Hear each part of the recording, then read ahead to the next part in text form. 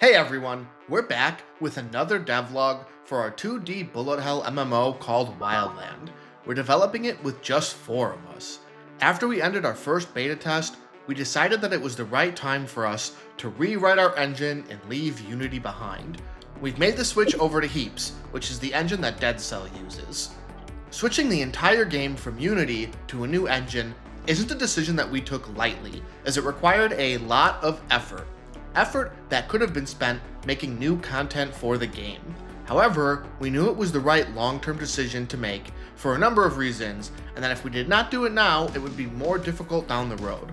First off, through the alpha and beta tests, we were often frustrated by crashes and bugs that were happening in the Unity engine itself.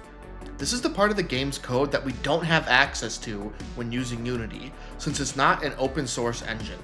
This meant we couldn't directly look at the code causing these crashes to see what the root issue was and figure out a solution. Instead, we would have to cast about in the dark, guessing to see if something we could do in our own code could fix it. With Heaps, since it's an open source engine, we can access any part of the code and make changes, or at least see what code is causing any bug or crash to further diagnose the problem. Secondly, Unity is not really built for making web games, and more specifically, games in your browser. It's possible to do so, of course, but essentially what you're doing is taking an engine that's been designed to create anything from casual mobile games to ultra-realistic 3D experiences, and then trying to strip as many parts as you don't need off of it to get the size down.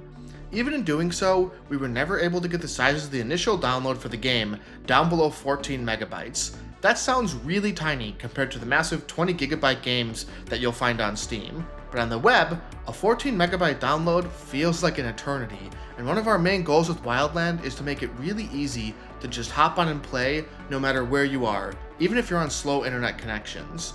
With the new engine, we've gotten that initial download size down to 4 megabytes, and we think we can get it even lower than that long term. Finally, by embracing Heaps, which is built on hacks, we're executing JavaScript rather than WebAssembly, and that comes with a lot of other benefits. For example, with Unity, we were having to use web transport, which was our networking layer, over an inefficient bridge between the browser and the WebAssembly sandbox. With JavaScript, we're able to skip over that bridge and access the native browser functionality directly. This makes things a little faster and less prone to error.